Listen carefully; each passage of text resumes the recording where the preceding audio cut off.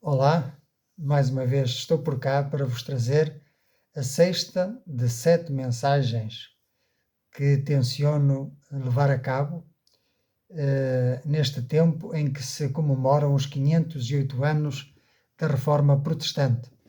Já vos falei aqui da sola Escritura, a primazia da Escritura, sola fide, somente pela fé, independentemente das obras, somos salvos, mas para as boas obras, para as praticarmos.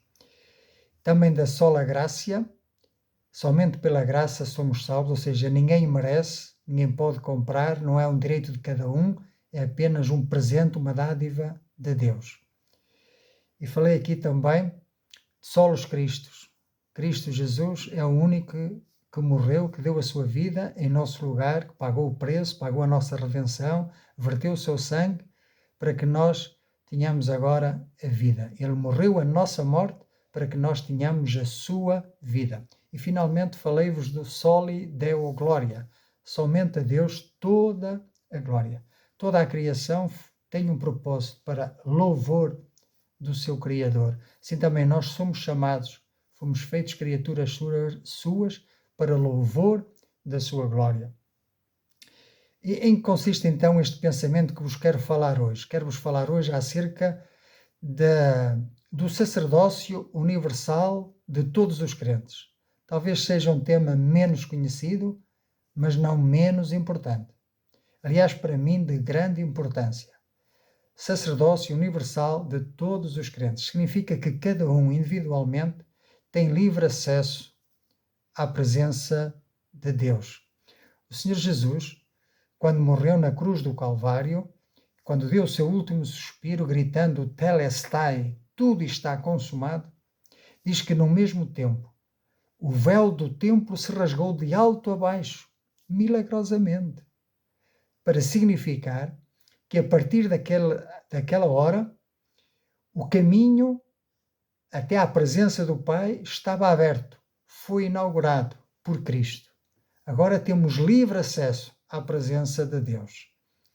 E somos chamados então a ser sacerdotes diante de Deus, ou seja, para apresentar o mundo a Deus, e também temos a responsabilidade de apresentar Deus ao mundo.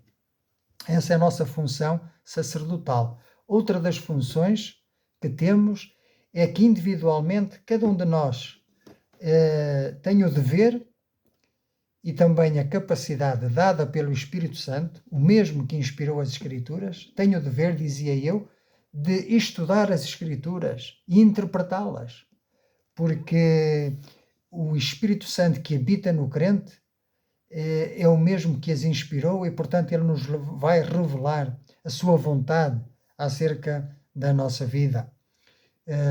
Portanto,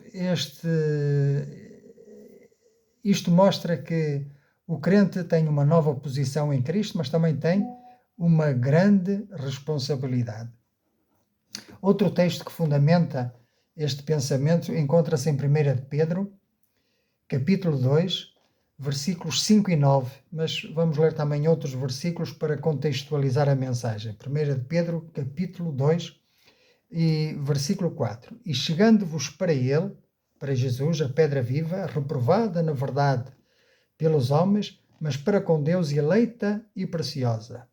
Vós também, como pedras vivas, sois edificados casa espiritual e sacerdócio santo, para oferecer-vos sacrifícios espirituais agradáveis a Deus por Jesus Cristo. O que é que isto significa? Então, nós fomos feitos casa espiritual. Claro que hoje o tema é mais adequado para quem é cristão, para quem compreende já aqui estes significados de ser sacerdote, ser casa espiritual, sacrifício espiritual, mas eu vou tentar também esclarecer um pouquinho para que cada um de vocês possa entender. Então a Bíblia afirma que nós, os crentes, somos casa espiritual, sacerdócio santo, com que finalidade? Para oferecer sacrifícios espirituais agradáveis a Deus por Jesus Cristo. Então, vamos entender isto. No passado, no Antigo Testamento, havia a tribo de Levi, a tribo israelita, era a tribo sacerdotal e tinha como função muitas funções. Uma delas era oferecer sacrifícios a Deus em lugar do povo e em seu próprio lugar, ou seja, para perdão dos pecados do povo e dos seus pecados. E era morto um cordeiro que dava a sua vida. Veio o Senhor Jesus e também ele foi considerado como o Cordeiro de Deus que tira o pecado do mundo. Ele deu a sua vida. E esse foi o último sacrifício onde houve morte. Ele agora está vivo, o Senhor Jesus ressuscitou, e ele agora pede-nos de nós um sacrifício vivo, não mais um sacrifício que exija a morte de um animal. Não. Agora ele pede de nós um sacrifício vivo. O que é isso? Um sacrifício vivo? Pois bem, abra comigo em Romanos, no capítulo 12, logo no versículo 1, diz o apóstolo Paulo: Rogo-vos, pois, irmãos, pela compaixão de Deus, que apresenteis o vosso corpo em sacrifício vivo, santo e agradável a Deus, que é o vosso culto racional. Então, o que é que isto quer dizer? Apresentemos a Deus o nosso sacrifício vivo.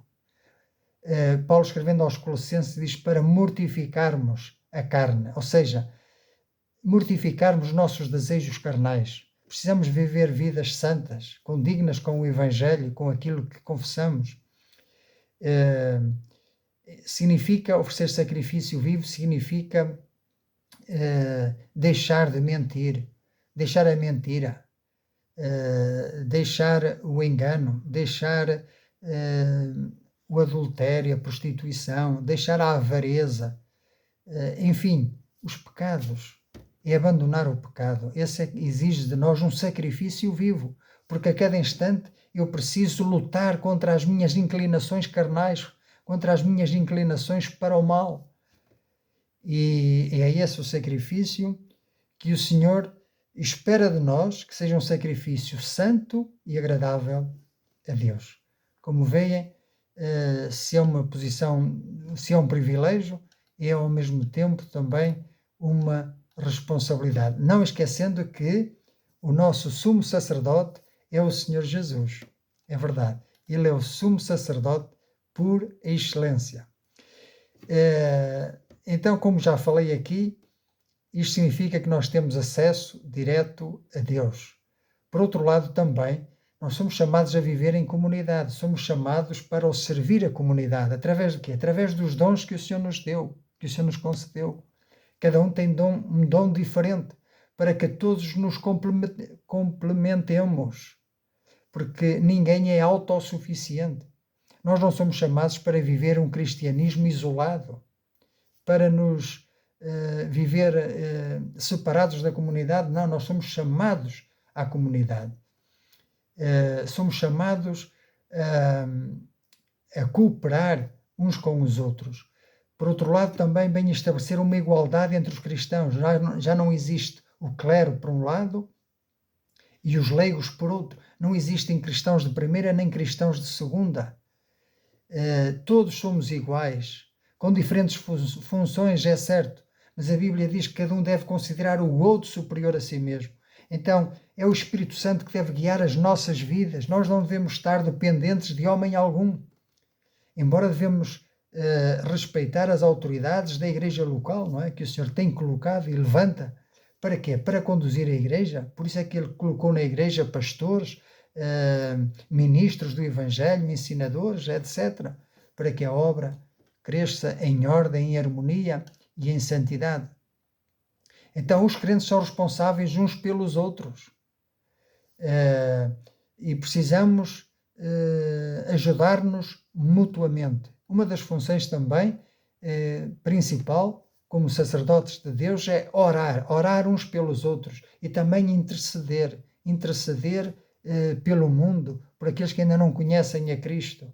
Por isso que o sacerdócio universal de todos os crentes é a base, diria que, da fé cristã, porque sem oração, sem estudo da palavra de Deus, como é que nós podemos avançar como cristãos? Quando oramos, quando intercedemos, nós apresentamos diante de Deus as nossas necessidades, apresentamos diante de Deus os desafios que encontramos pela frente. E ao lermos a palavra de Deus, permitimos que seja Deus a falar connosco. Portanto, meus amigos, este é um tema importante para quem já é cristão.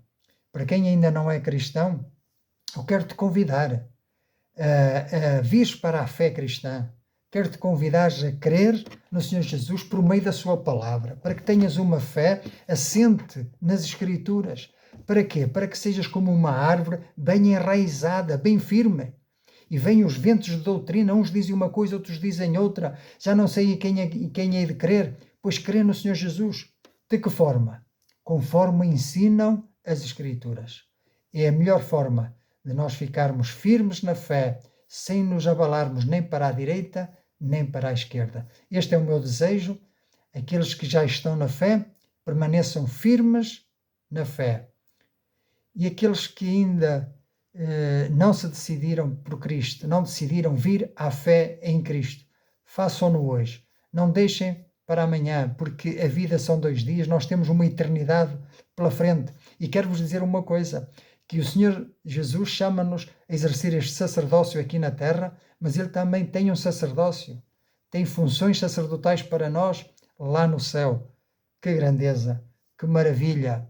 Meu amigo, pense que você não é apenas carne e osso. Não, você não é apenas uma alma, você é um espírito.